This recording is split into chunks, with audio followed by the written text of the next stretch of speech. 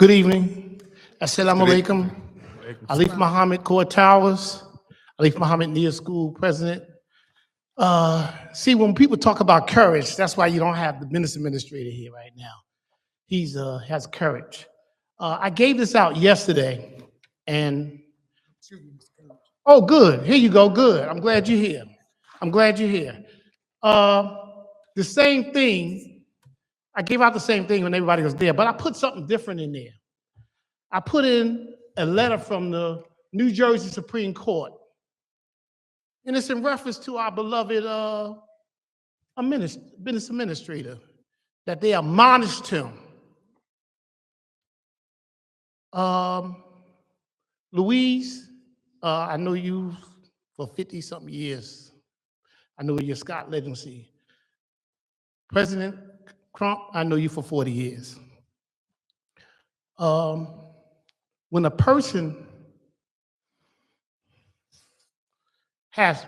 say personal things about somebody, you can't be biased. And the reason why I'm a little upset with you two guys is because when he got finished a month ago, you both guys said, thank you.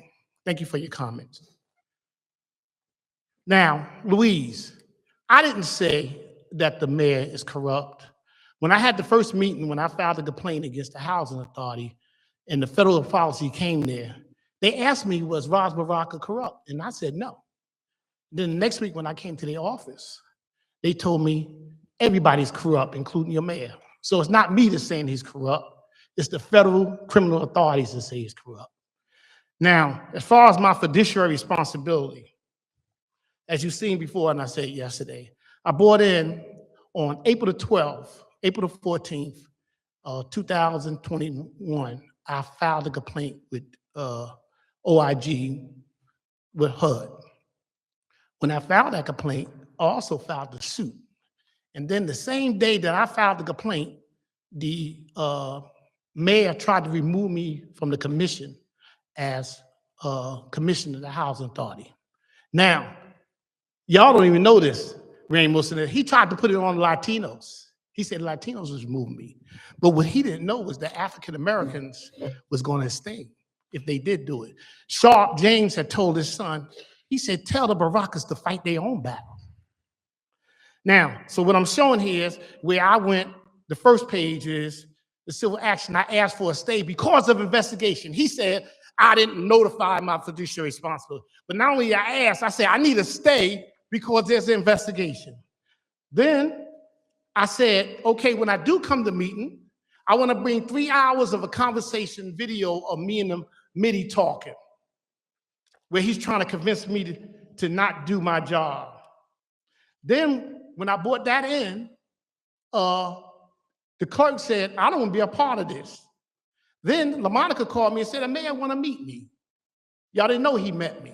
And he said, let's resolve this. So the deal was, I dropped the suit and they stopped removing me. But the investigation had to go on. Both of us agreed that I could not stop the investigation. Then what I did to show you my fiduciary responsibility, I took federal authorities on my emails and I came 40 times to show you. And if you look at some of the stuff, you'll see some of the stuff I'm talking about. If you look at the index, you'll see where I talked about. So I reported 30 times. I met with the federal authorities about 25 times. Louise, there's things I can't say that's criminal, that they won't allow me to say. Certain things I don't say at all. Now, I have talked to them over 80 times. And this all started 3 years ago. If you look real good, you'll see different things I talked about. Different things I talked about. So as far as me not proving what I say, I come up here and work slides a little butt to death by giving evidence, and then I got 3 hours of conversation.